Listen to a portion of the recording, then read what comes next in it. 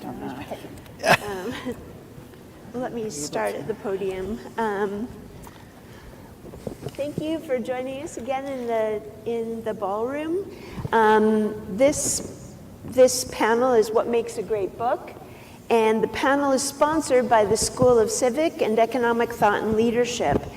The Masters in Classical Liberal Education and Leadership at ASU engages the classic texts and the great thinkers of history in Socratic seminar discussions with world-class professors, one of whom we have here with us today. This interdisciplinary MA degree is designed specifically for educators at classical schools.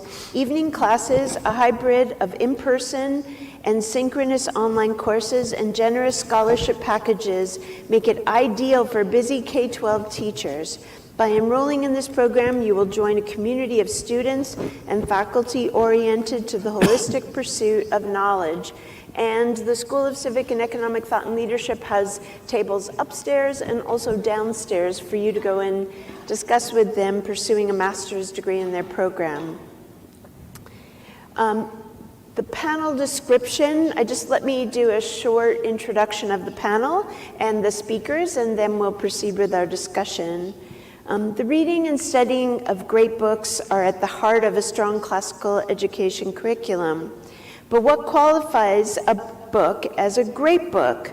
There's a crisis of confidence in education across the United States that often makes it difficult for us to agree on what constitutes a great book.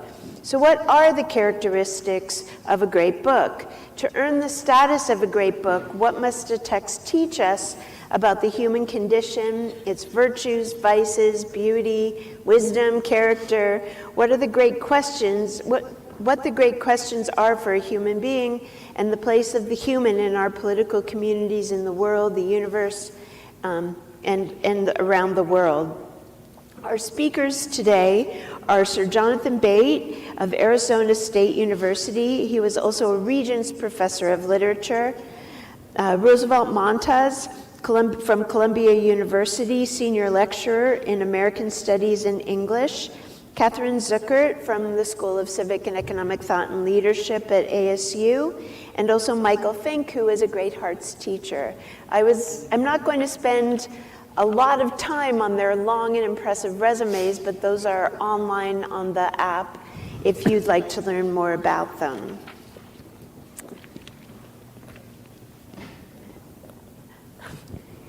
Because we're in a panel, I thought I would sit down and join the conversation. I sent the panelists a series of questions, and I thought that we could just begin with everyone speaking to the question of the panel. What makes a great book? What are the characteristics of a book that qualify it as great, that lead us all, or many of us, to agree that a book is great and that it belongs among the great books? It's, in some ways, the proof is in the pudding for all of us. There are the books that we all read over time, and that the great thinkers and the great writers and authors read over time. And so sometimes it seems obvious to us, but it's become controversial, so perhaps we thought we should have a conversation about it. So maybe, why don't we begin with you, Jonathan? Yeah, I've got a fairly simple answer to this question, which I take from one of the great authors, thinkers about the power of the written word, embodied not least in his almost single-handed compilation of a dictionary of the English language, not to mention an edition of complete works of Shakespeare and many other works.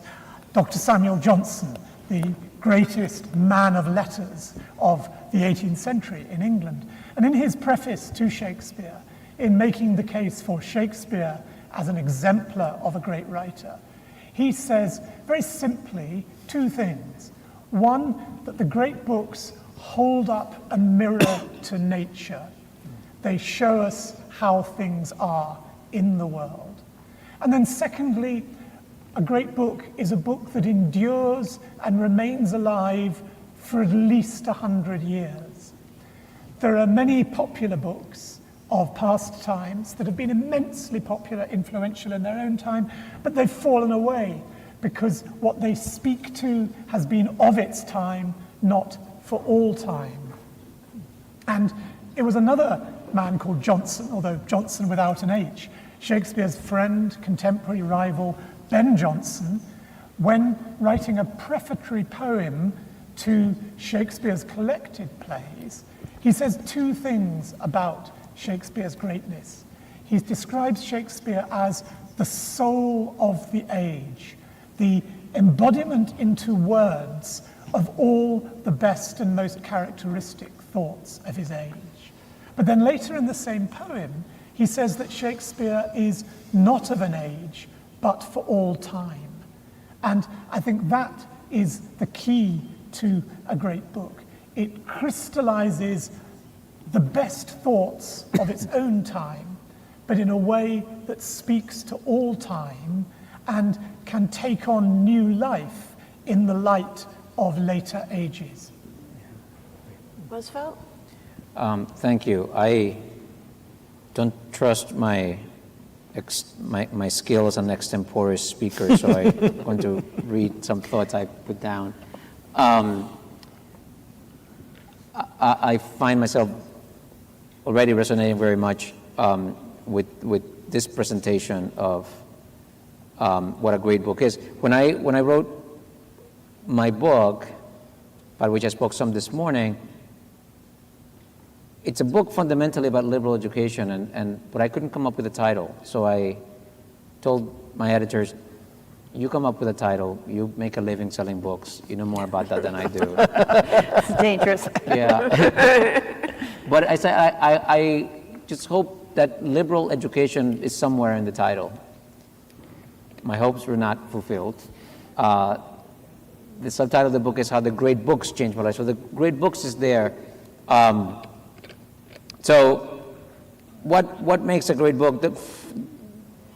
One might begin with the adjective great, because with reference to great books, of course, that's a contestable term. We may disagree about what constitutes greatness in a book. And even if we agree on what constitutes greatness in a book, we may disagree on whether a particular book has it. Not only that, some literary authorities believe that there's no such thing as a great book to begin with, that the designation great is only a way of asserting and perpetuating particular configurations of social power and enforcing certain forms of discursive domination and exclusion. And all I'll say about that is that while that argument is based on an important insight, it takes that insight and turns it into an absurd dogma. And I think we can take the insight without adopting the dogma. So we can think of a great book as one that contributes in some outstanding way to the kind of liberal education I talked about this morning. A great book speaks to our shared human condition. That is, it speaks beyond its immediate historical and cultural context. It's not great because it reflects its specific cultural and historical situatedness. It is great because it speaks beyond that, to something that transcends its historical particularity and illuminates the world beyond it. Moby Dick is not great because of its detailed portrait of the New England whaling industry. It's great for some other reason. And the Divine Comedy is not great because of Dante's immersion in the theology of the medieval church or in the factional intrigues of Florentine politics. The Divine Comedy is great because in the midst of those trappings, it can reveal something that is vitally meaningful to a contemporary, 21st century Dominican immigrant like me. And by the same token, it's not Toni Morrison's rootedness in the legacy of American slavery that makes her novels great, but her ability to make that human experience alive and accessible to someone who has no historical connection to it. So great works are great because of a verifiable yet elusive capacity to illuminate our shared humanity. Now, in the case of great literature, I think that there are a set of qualities that you can ascribe to them. For example, great literature is not summarizable. You can only get what great literature has to offer by experiencing it as it is. You have to go through it. It's the experience of it, not the knowledge of what it says, that does the work of literature. The Wikipedia entry will not do. The Cliff Notes will not do. As Ralph Waldo Emerson said of Revelation, it cannot be had secondhand. And I'll say one more thing about great literature, which is that great literature is the absolute best way we have of approaching the experience of what it's like being someone else. In the form of the novel, I believe that it is the most successful technology ever devised to understand the world from somebody else's point of view. You cannot get into somebody else's head. The closest thing you can do is great literature. It's read great literature. Through great literature, you can spend hour after hour with someone in someone else's interiority, seeing the world and reasoning through situations with someone of a different class, a different gender, different culture, different time. Part of the problem, I think, with the technological revolutions that are convulsing us is that they have been driven by engineering breakthroughs and shaped by people with computational genius who can be quite clueless about history, philosophy, art, and literature. And this is actually one of the reasons why a great book's education today, while being progressively weakened in the contemporary academy, is in fact more important than it has ever been. To understand what is ethical, to understand what policies will work, to evaluate the consequences of a given technology, to anticipate how society will assimilate a scientific breakthrough or a historical turn, you need to understand something broadly called culture. And you can think of culture as a grid of interconnected practices, traditions, values, implicit understandings that in whichever individual is embedded. We have no human existence outside of these webs in which we are embedded. So to understand people, you have to understand those webs, you have to understand culture. And there is no better way to understand a culture than through the enduring stories it tells about itself and the ideas that have shaped its understanding of itself. And I'll end these remarks by quoting from an essay written in 1940 by Louis Mumford called The Corruption of Liberalism. And in that essay in 1940, he's concerned about the tepid response of Western democracies to the rising Nazi threat. And he writes in that essay, "It is not in Ricardo or Marx or Lenin, but in Dante and Shakespeare and Dostoevsky that an understanding of the true sources of fascism can be found." And it seems to me that today this has particular sort of resonance, given that we are again in broad sort of cultural, political, and geopolitical conflicts, in which our knowledge and our understanding of the deep sources of human psychology and motivation will be the greatest asset to navigate what's in front of us.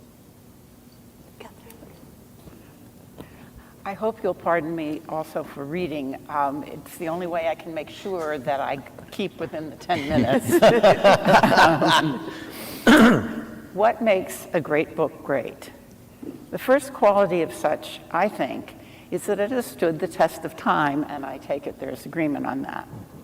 A great book is one that not merely sustains, but requires multiple readings in order to plumb the depths of its contents, the beauty of their presentation and organization, the style and form, along with the many facets of the human condition it brings to light. Great books are thus recognized to be such only after they have been read, reviewed, interpreted, and reinterpreted by many different individuals in different places and times. They do not have to be as old as the Hebrew Bible or Homer's epic poems, nor do they have to be of European origin, written by the infamous dead white men. They include the sayings attributed to Confucius and the Quran.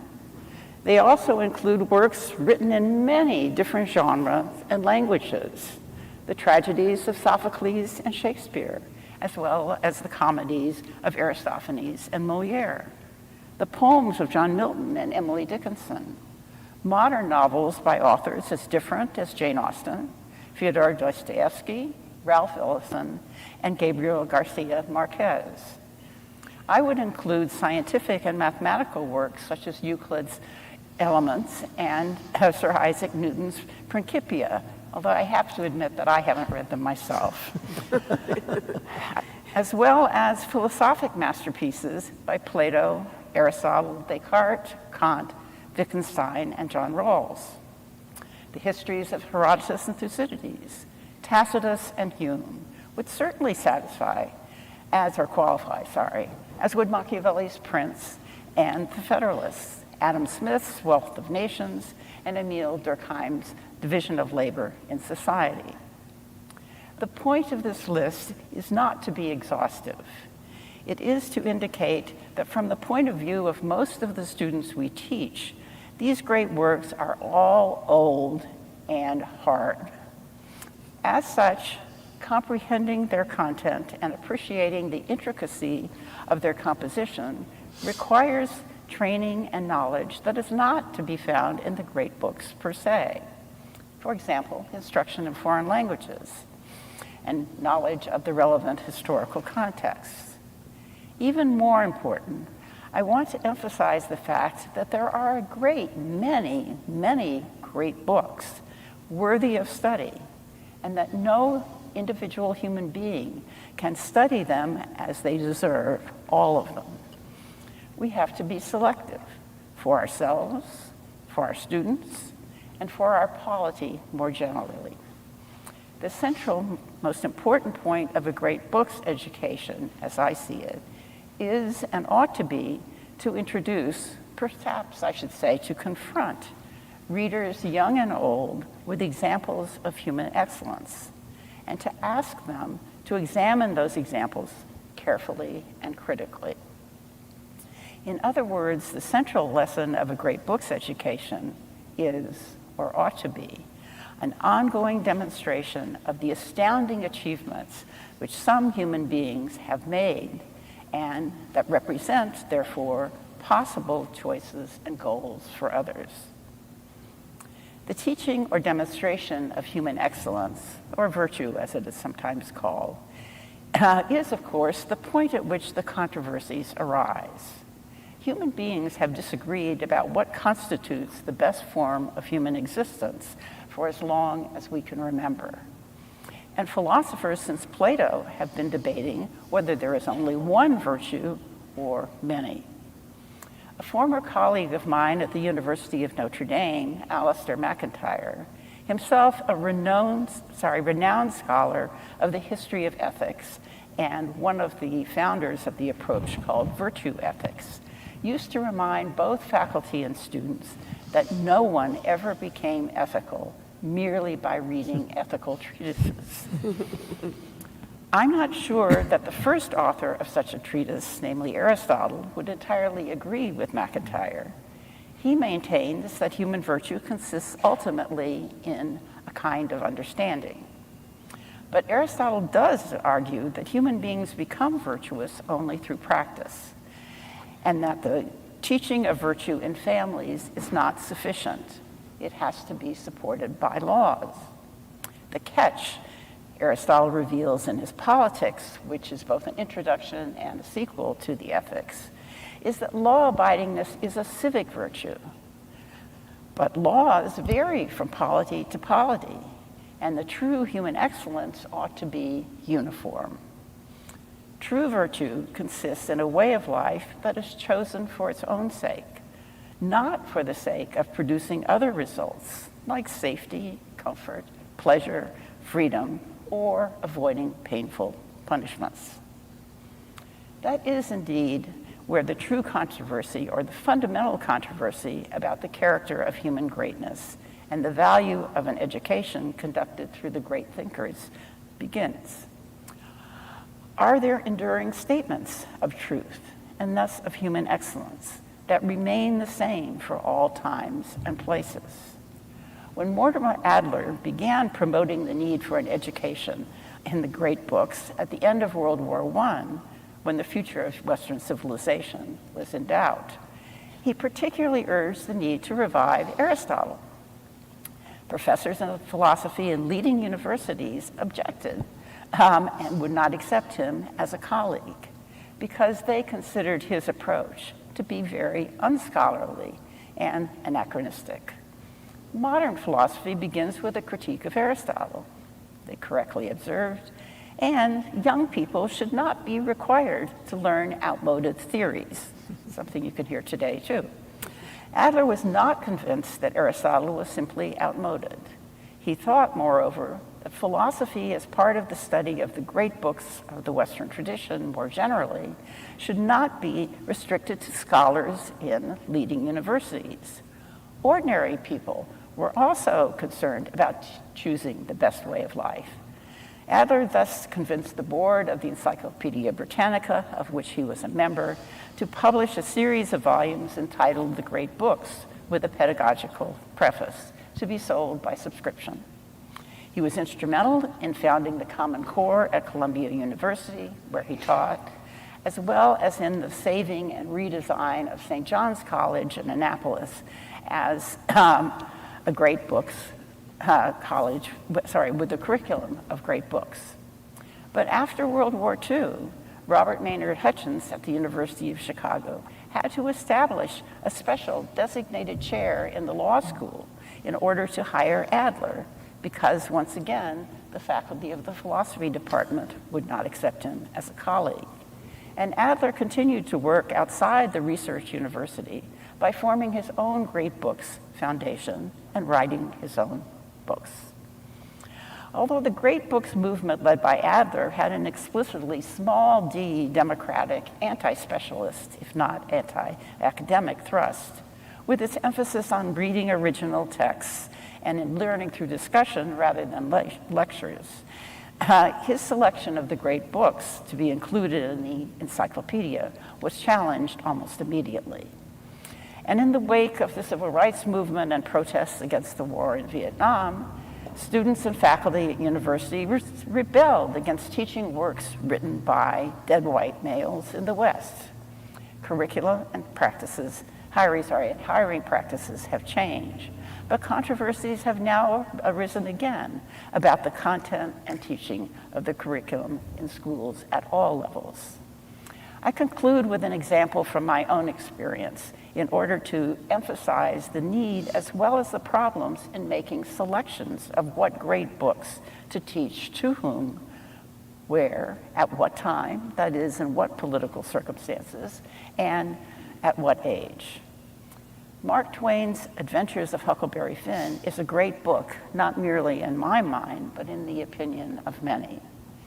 Twain did not write it as a children's book, but its winsome, if errant, first-person narrator led later readers to conclude that it was.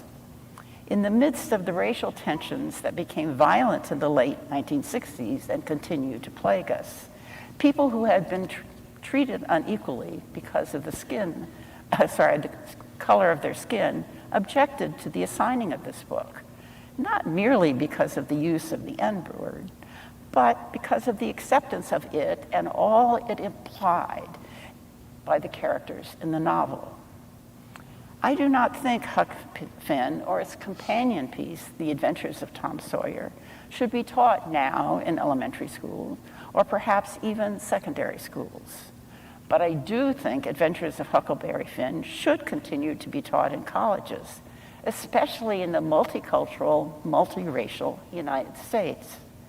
It needs to be taught by instructors sensitive to the complexity of Twain's presentation of Huck's struggles with his conscience, the nobility of Jim's actions, and the tension between nature and convention that is written into the plot.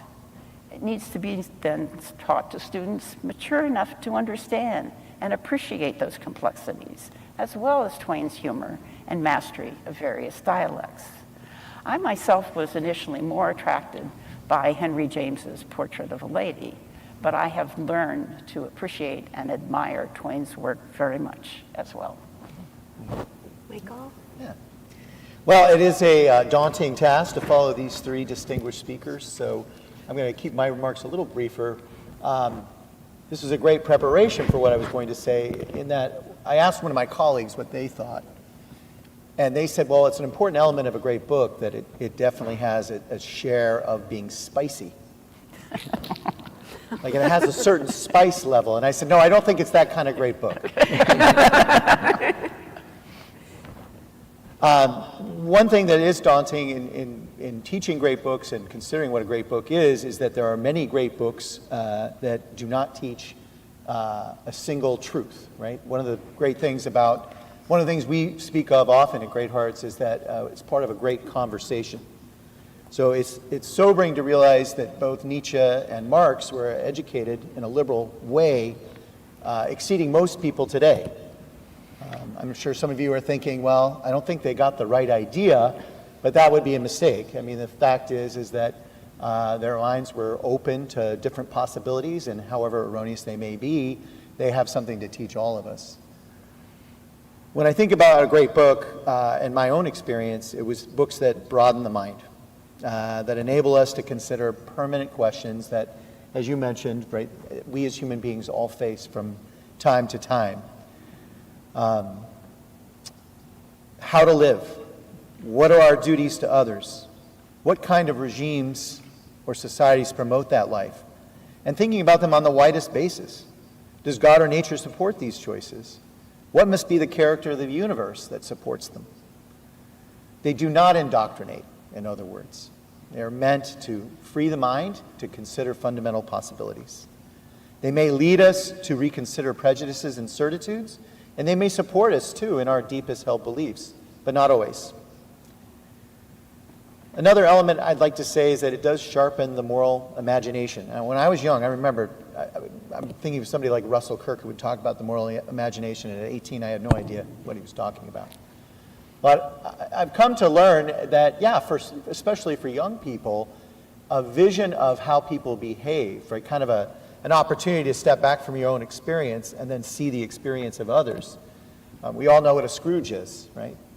One of my favorite characters, he's not a good character, but is Wick Cutter in My Antonia.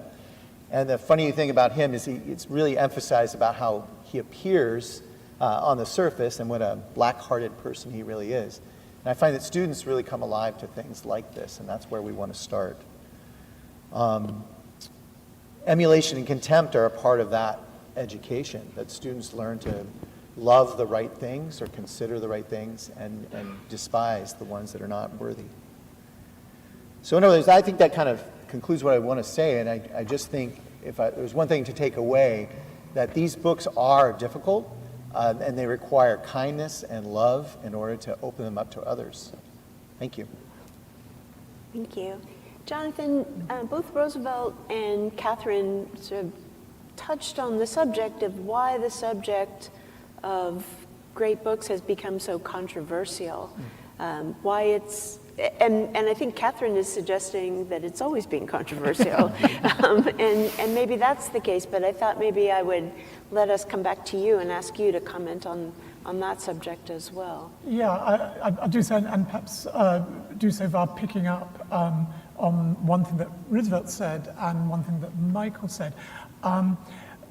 One of the reasons the idea of great books has become controversial, I think, in the last decade, is because of the way in which, particularly among young people, the notion of the self being defined through identity has become a driving force.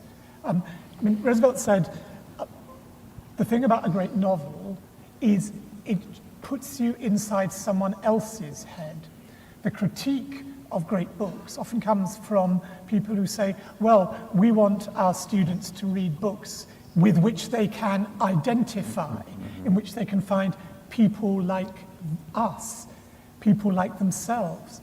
And I've always found that a puzzling position, because for me, the whole purpose of literature and of drama, and indeed of film, is to put us into other people's heads, to show people who are not like us.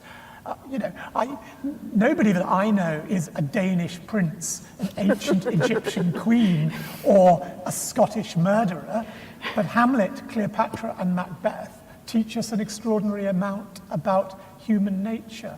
So I think that's the problem. Well, I would describe it as the problem of the prominence of identity politics. I just also did want to slightly pick up on Michael's point about spicy, because actually most of the great books, certainly in literature, are very spicy indeed. I mean, Shakespeare is full of absolutely filthy jokes.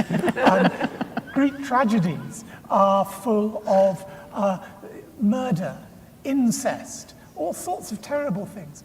And of course, that is where the controversy really begins. Remember the argument between Plato and Aristotle. Mm-hmm. Plato says we should ban plays from the ideal republic because they stir up unhealthy emotions. They stir up feelings about sexual desire and revenge, violence.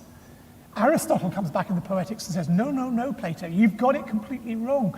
We need the theatre, by extension we need the great books, because these are safe spaces in which dark and dangerous feelings, whether it be incest, revenge, murder, those dark feelings are there in human nature, but they can be catharsized, they can be played out in the safe space of the theatre so that it doesn't spill over into real life.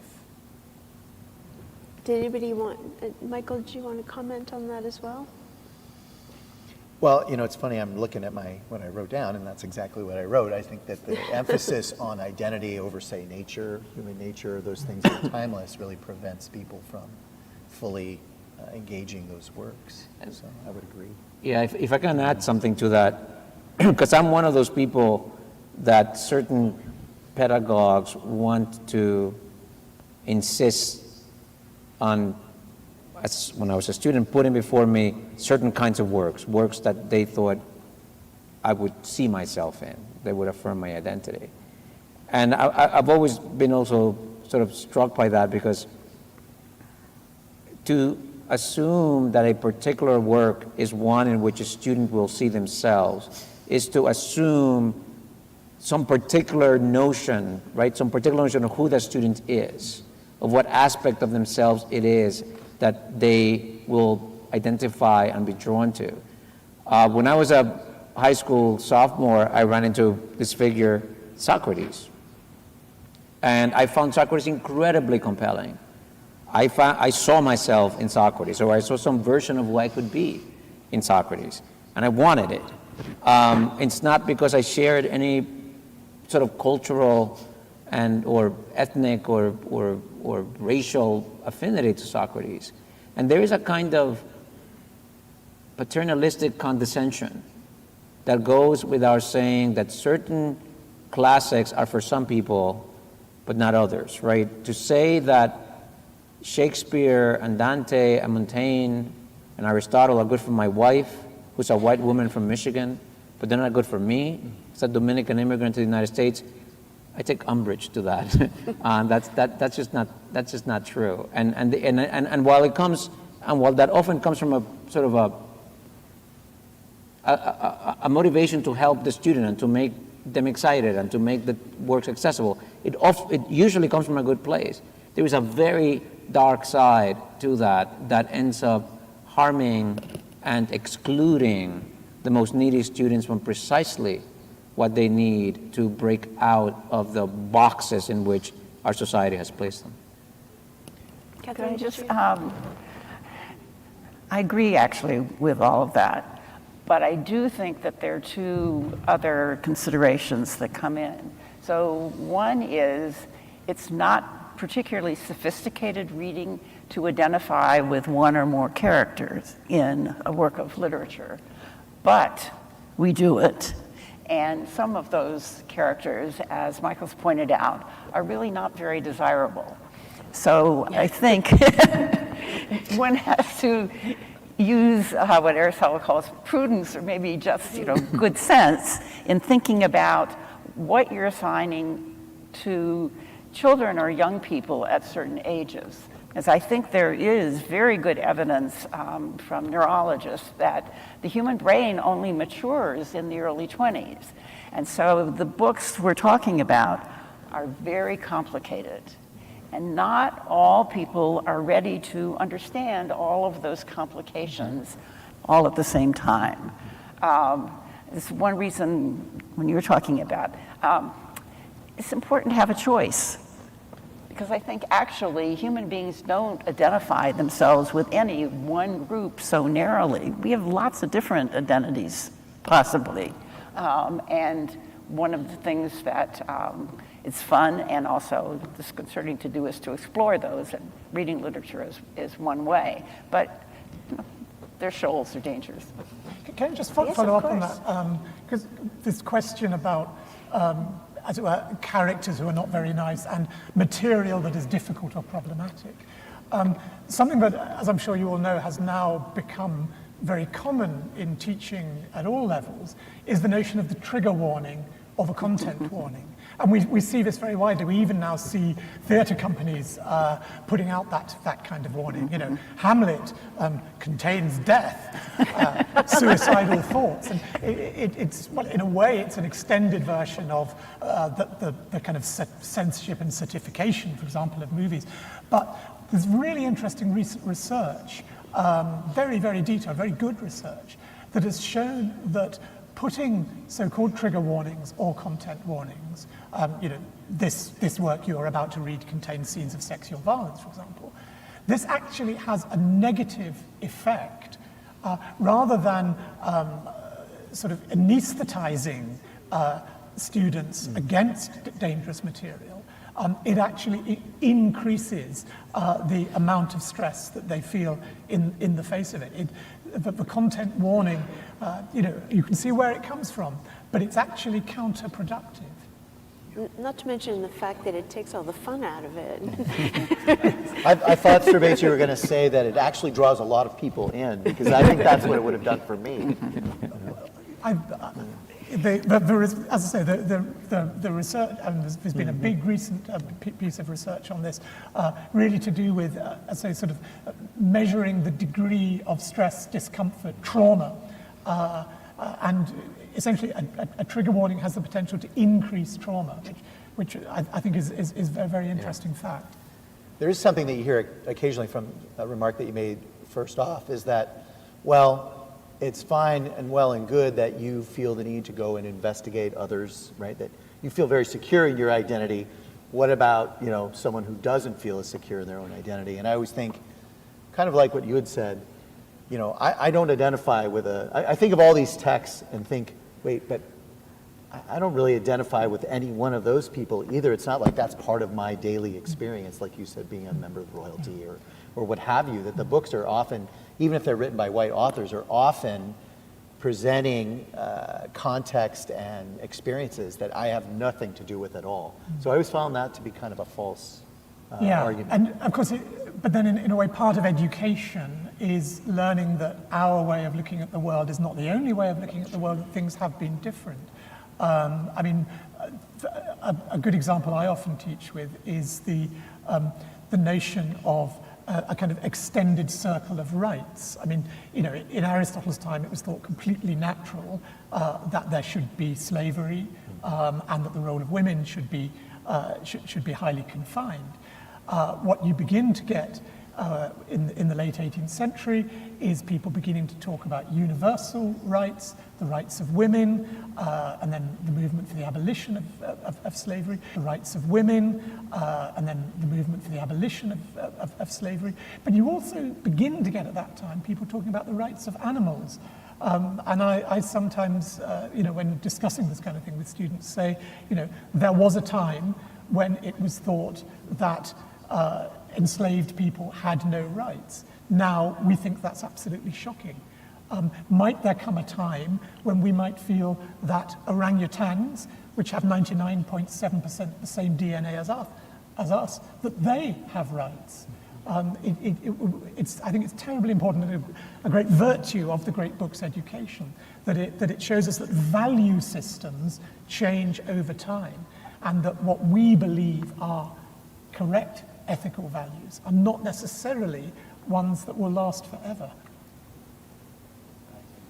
Well, I think that we all agree that these books, though, are, so how, the one question that you could raise is why would the books we've all agreed that books that endure over time are the books that we often identify as the great books. And so how does that fit with the great book, this identification of a great book that endures over time? How can it speak to us, even in the context of the fact that certain principles and different modes of operation and living together occur? So I want to ask that question quickly, but I also want to refer to the question I asked when I sent it out to you, what your desert island book is, if you have one. Mine is Plato's Republic, but as I said in our correspondence, I'd be really sad not to have any Shakespeare. Well, mine is the Essays of Montaigne, without which the later plays of Shakespeare would not have been possible. In fact, his reading of Montaigne really led him to grow as a tragic writer. I wouldn't suggest that all your students should read the 1,000 pages of every single Montaigne essay, but a choice selection of Montaigne's essays, I think, should be at the heart of every great book's tradition, and certainly I would have it on my desert island, infinitely rereadable. That's a tough one. It is. The first thought that came to mind was Homer, if I can bring Homer, because there's a kind of compendium, a kind of encyclopedic breadth to the Homeric epics. And then I thought of another candidate and said, I'll go with that, which is the Pali Canon, which is the earliest collection of the Buddha's teachings. It's long, so I will not, you have to bring a big suitcase. But it's got, philosophy and ethics and politics and culture, and it's just such an incredibly rich, like the Iliad and the Odyssey with oral origins, a kind of encyclopedic compendium of the cultural knowledge of the time. So I'll go with the Pali Canon. Catherine, did you come up with anything? I can't do it. I just can't do it. Not even a top No, I want the big suitcase with lots of books in it. So I teach I teach Plato, and I want to bring all of them. That's fair. Totally fair. I think we would probably all agree. Am I coming back? Or am I stuck here forever? It's your desert island. Okay. I think I did put down Montaigne, but I was also thinking about democracy in America. If I'm not coming back, that's true that I'm not going to have much to do with American politics. But I think that the breadth of reflection on living in a democracy and how that might express or how that might we can articulate kind of our experiences against that is one that I find endlessly fascinating. So I think that would be one. It's a book for self-understanding, and I think any of those books I think all the great books are also a means to that. So that's what I would say. Just coming back on your question about, as it were, reconciling changing value systems with great books. To adapt the words of my Shakespeare's Malvolio, I think some books are born great. Some achieve greatness when in later times we realize they're speaking across time to us all. And then some have greatness thrust upon them when they appear to speak to a rather ephemeral contemporary concern, and usually in the end those ones aren't great after all. I want to continue with that question, but I also want to encourage the audience to think of your questions and start to ask them. We have a microphone right up here, and I want to encourage all of you to come and ask questions of this impressive panel. Were there any other answers to that question? I would say that there is a tremendous value in understanding that cultural norms and values and ideas evolve. That is, that things that we take as sort of self-evidently present in the way we think there are certain thoughts that were not thought about before. We read my classes. We read the Republic, and then the Politics of Aristotle, and they're very long and in-depth and detailed examinations of every facet of political life. And one thing that I usually point this out when we're done talking about them is that the notion of rights does not exist in those books. Nobody's talking about rights. And for us, that's just so, how can you think about politics without rights? And that the notion of personal freedom is not in those books. We are all about freedom, but those are political values that have a history and whose emergence and shaping you can trace by reading the great books. And that alone, to realize that things that seem self-evidently present and concrete and true and sort of unimaginable to not have are constructed. They didn't used to be there before. That's a great point. Michael and Catherine, did you? Can I just say that there are also things that are lost over time. In your presentations, there's been an assumption of progress, but there are many reasons to think that things now aren't simply better than they were in the past. And that's one of the things you learn from reading old books. I think one of the things that Roosevelt points out is that there's a different kind of freedom that we learn from reading Aristotle and Plato that maybe we've lost sight of to some extent. There's a question that you raised in what you gave us that we didn't get Right. a chance to touch on, and it was, why should great books be? Is it central to liberal education? I guess I just wanted to speak to a minute for high school students in particular, and say, teenagers is a word really that entered the public mind after the Second World War, and they are given to reflection on their very narrow experience. This is particularly the case since part of that was a process by which they were moving from farms, right, into cities and attending a public education that we insisted that they receive. This gives them, like prisons and other organizations where people are grouped together, their opportunity to kind of form their own culture. And sadly, that culture sometimes reminds me of Gatsby's reading, right? We find at the end of Gatsby that his reading was mostly of magazines that advertised all kinds of things. It gave him a kind of a glib and superficial notion of greatness. So the students really need this education. They kind of grow up in a cave. And just to borrow the image from the Republic, but if we don't present them with these things, with these books, then their minds, that's all their minds are going to have. They need models of greatness, models of plausible activity.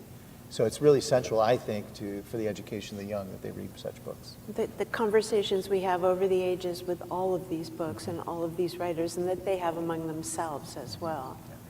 Okay, please go ahead. And remember, a question and directly asked. All right, Catherine, I want to thank you very much for bringing in Mortimer Adler. I'm a big fan. I think he's very pertinent to this conversation.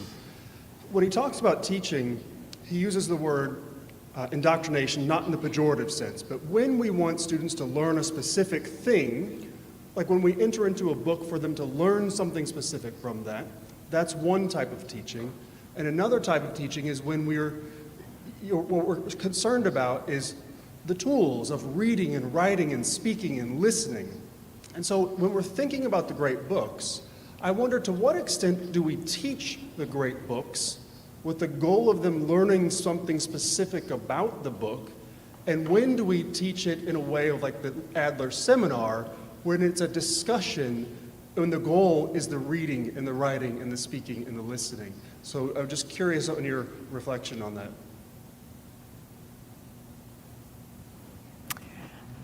I'll just start with a comment. I think that the great books can be taught in ways, or that people can learn about them through lectures, but I think people probably learn better through the discussion.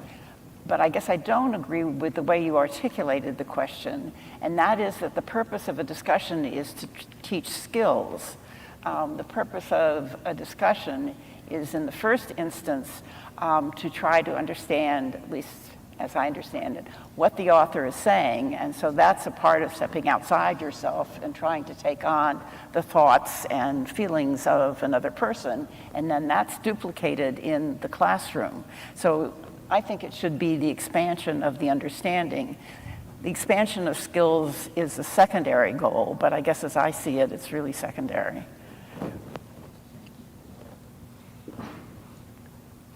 I'll try to be clear. So in the Plato's Republic, Socrates says that we are supposed to, and this is obviously his idea, but we are supposed to educate to cultivate the right kinds of likes and the right kinds of dislikes. And I see that in classical education, as well as what Dr. Montas said earlier, that we were not supposed to indoctrinate or preach dogmas, but we were supposed to ask answerable questions without giving answers. So with those two things on kind of opposite sides, as well as I just taught or muddled my way through Hegel with my seniors. Yeah, I told them not to say that they had read it, but they had read it once. So how would you think about that, or any ideas on that? I would say that because you're educating people, when you're doing liberal education, you are necessarily working with the faculty of desire. Intellect is sort of dead without passion, without desire. I think there's a quote from Hume where he says that intellect is and always ought to be the slave of passion. So when we are teaching and trying to cultivate a human being, we are working with the sort of desire structure. For example, we want them to desire knowledge, we want them to desire truth, we want them to desire a certain kind of integrity. I have a friend at Columbia who used this phrase that's always stuck in my mind as very illuminating. She said that humanities teaching is the non-coercive restructuring of desire. The non-coercive restructuring of desire, and non-coercive is important there because you are sort of encouraging a certain kind of growth. You are facilitating a certain kind of development rather than imposing. But yeah, I think that necessarily a liberal education involves this cultivation of particular sorts of desire. There's a discrimination based on values about what kinds of things are most worth pursuing. A lighter question. Do you have a favorite or very special experience that you had with a great book and your own children? And what was that last? And your own children. Okay. Do you have a favorite? A favorite book that's related to an experience you had with your own children. A great book's A experience. great book, sorry, yeah. Great books. Well, I suppose my answer to that would be a formative experience of taking my 6-year-old to see a Shakespeare play for the first time, and him absolutely loving it. The play was Henry VI, Part 1, one of Shakespeare's least popular or accessible plays, but it involved people swinging on ropes and a lot of fighting and a lot of shouting, and he thought that was just great. I had a similar experience with Henry IV, Part 1, and there was ice cream and candy involved as well, but Falstaff is so entertaining. Who knew? Certainly Henry IV a lot more accessible than Henry VI, it has to be said. Okay, a practical question for those of us who are in the classroom or have been in it. Mr. Fink, you mentioned love and kindness as necessary to teach the great books, and Dr. Montás, you mentioned encouragement.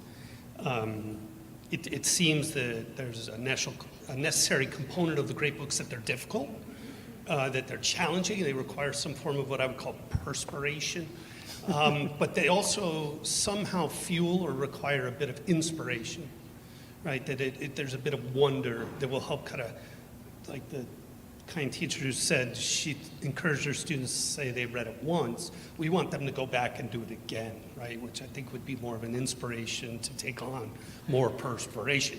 What would you say is that practical balance that a teacher should have in the classroom between, encouraging kids to do something difficult and then kind of backing off and letting that difficulty kind of take shape in the room? I mean, I guess I would say it would depend on the grade. At this point in my career, I'm teaching 12th graders, so I think then the proportion would be, and it happens often, where I'm asking a question and really, I tell them that this is a collaborative exercise, the seminar, and so I let them loose on that. And that means sometimes that 5 minutes goes by with them thinking, scratching their head, looking at one another, and then the conversation moves forward from there. But trust that they can run that conversation, the willingness to, I'm sure every teacher's had this experience where you have this perfectly, finely crafted question, and there's some smart kid out there that just answers it. Boom. And you're sitting there, you looked at your watch, you have 65 minutes left. And so the openness to pursue that together with the students. But I think with the younger students, there's just much more coaching. I think one of the other speakers today has been mentioning with the Adlerian perspective of coaching.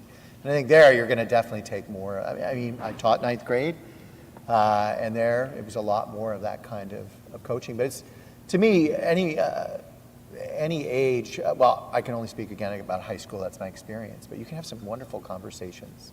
I remember in 9th grade in a discussion about Tempest, we spent most of an hour just talking about why does Prospero get rid of his books at the end, which I thought was just a wonderful question that kind of we naively kind of brought up, and that just was a wonderful conversation, like all the good he could do with these books, maybe what it did to him, right, and that kind of thing. So I hope that's answering your question. I don't know if you want. We have 3 people, I think, left in line, and we have like a minute and a half. We can go over a little bit, but let's be as efficient as possible so we can get through the remaining questions. Okay, so well, I have a very simple question then. I kid. So it seems to me that there's some ambiguity in the title of this talk, and that's led us to maybe have 2 separate conversations. One of those is sort of what would make for a good, or what makes sort of a great book absent history, outside of historical example of understanding, this book has been regularly read and received by multiple generations and spoken to them. And then the second conversation is basically what should be part of the canon, and that's the spicy conversation. So the answer that's been presented to that is basically, well, that which is part of the canon is what's been regularly read, received, and thought to be important by many different people in many different places across time. But that presents a little bit of a chicken and an egg problem for this conversation about whether or not we should bring more stuff into the canon. Because in order for something to be read regularly by people across time, we have to do that. And if it's not part of the canon, probably we aren't doing that. So how do you resolve that problem, or how do you start to resolve that problem such that we could actually think about whether or not some of these books should be included as part of the canon?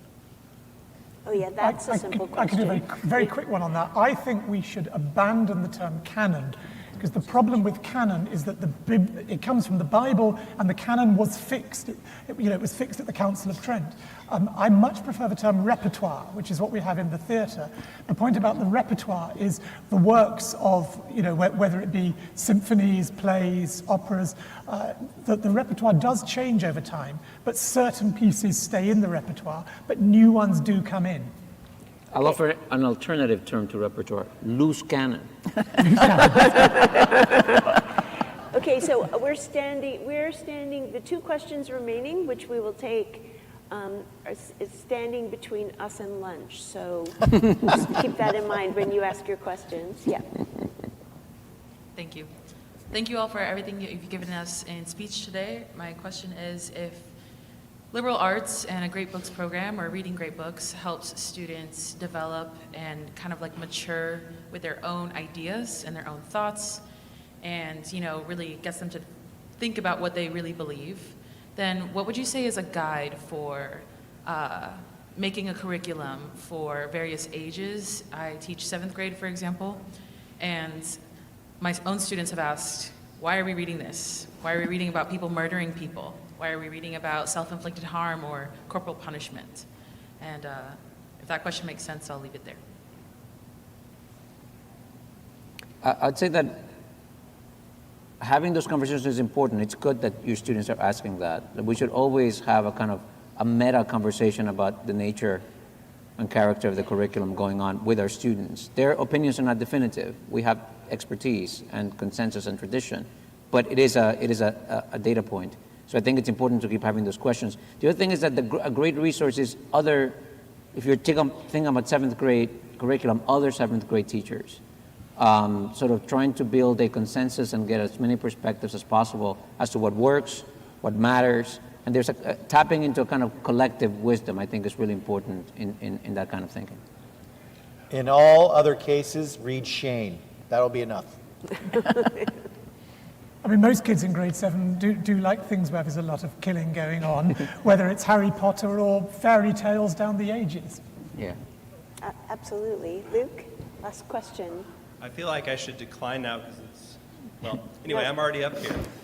So I was thinking of this fantastic T.S. Eliot image of a great work taking its place as a star in the night sky in the midst of other stars forming constellations. And I was also struck by your comment, Professor Montas, that alluded to the fact that some people will say to you, these books are for you, these are not for you, or will imply that. And so my question is, the night sky is too vast for any one person to fully take in. How would you go about prudently selecting the portions to focus on, the constellations worth getting into your classroom or putting on your syllabus, in knowing that you're actually excluding or failing to place others on that list whenever you make decisions of that kind? I've sort of cut my teeth and I've been shaped by the Columbia Core Curriculum. And the Columbia Core Curriculum, it's one of its sort of signature features is that it's a common curriculum for all the students. So the faculty gets together and comes up with the syllabus, the reading list that all of the students are going to read. So I value that a lot. And so seeking consensus and seeking a broader perspective than the one that you can bring yourself, and one that benefits from perhaps some of the people offering the perspectives, long experience in teaching and trying different things. And then being prepared and willing to experiment and to adapt, to adjust. Those are, some of the sort of commitments that I think can make this work. T.S. Eliot, of course, also said that a great book inherits the tradition, but it also changes the tradition. And it will be the case that what we need is this mixture of continuity and change, a kind of evolution of what we mean by greatness. I guess I'd begin with your first insight, and that is the recognition that you can't do it all. Yeah. Well, thank you very much to our panelists, and please join us. For lunch in the next. Oh, they turned off my mic. And for the bit.